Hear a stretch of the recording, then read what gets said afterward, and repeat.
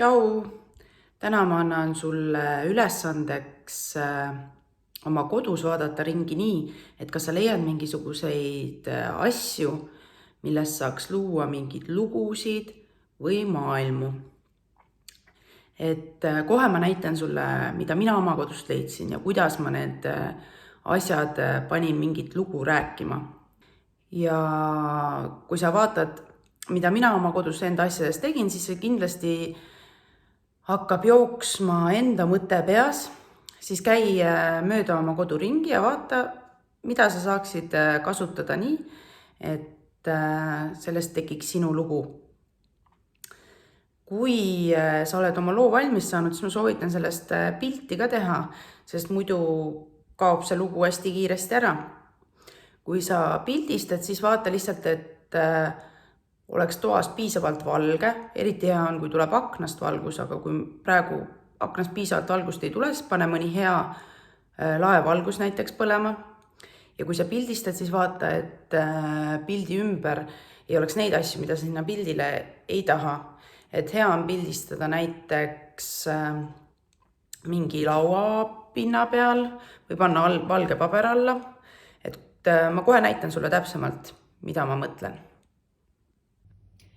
Nii, selle pildi panen ma kokku pudeli korgitserist, kes minu arust meenutab ühte 2 käega lõbusat selli, ühest oma poja sokist. Siis on mul sahtlis selliseid pulgakesi, need on vist ise pulgakommide tegemiseks, ja üks pott maitserohelist. Maitserohelisest teen ma siia sellise saare, panen vist võib-olla selle niipidi, ja siis paneme sellise käed laiali tüübi siia saare peale seisma. Ja siis ma mõtlesin, et võib-olla sellest pulgakesest võiks saada lipp. Selle soki ma voldin natukene kokku ja panen siia lipuks. Ja nüüd on pildil üks korgitseripoiss, kes on jõudnud üksikule saarele ja kavatseb lipu üksikule saarele maha panna, et märgistada oma esimene külastus saarele.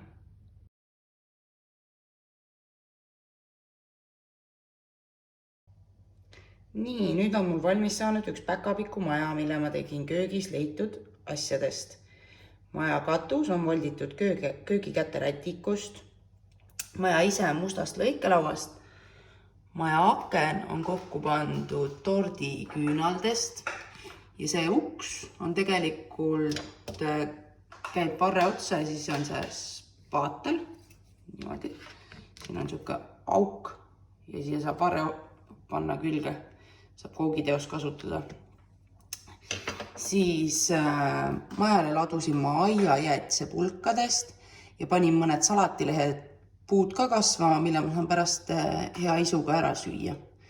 Ja nii saigi valmis üks köögist leitud, tehtud asjadest maja.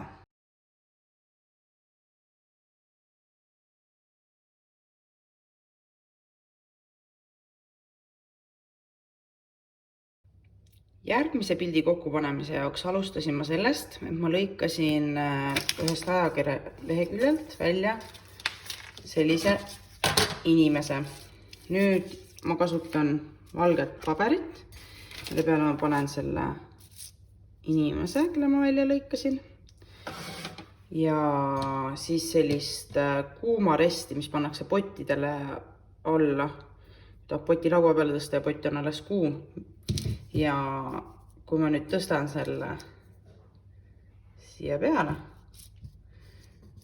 siis sünnib mul pilt ühest kurvameelsest vangist,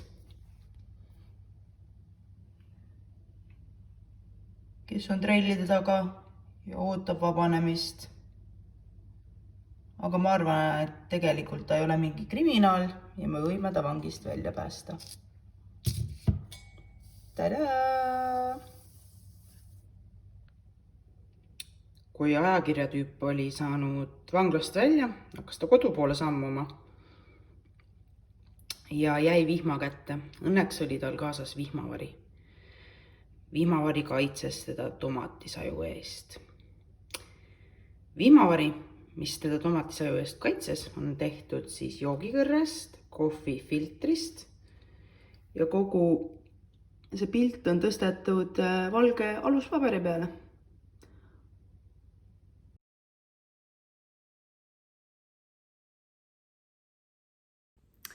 Nii, ma loodan, et said minu tegelastest ja väikestest lugudest inspiratsiooni ja kui sa saad valmis mõne enda eriti ägeda pildi, siis võid mulle ka saata, et ma näeksin ka, kuidas sul õnnestus. Tšau!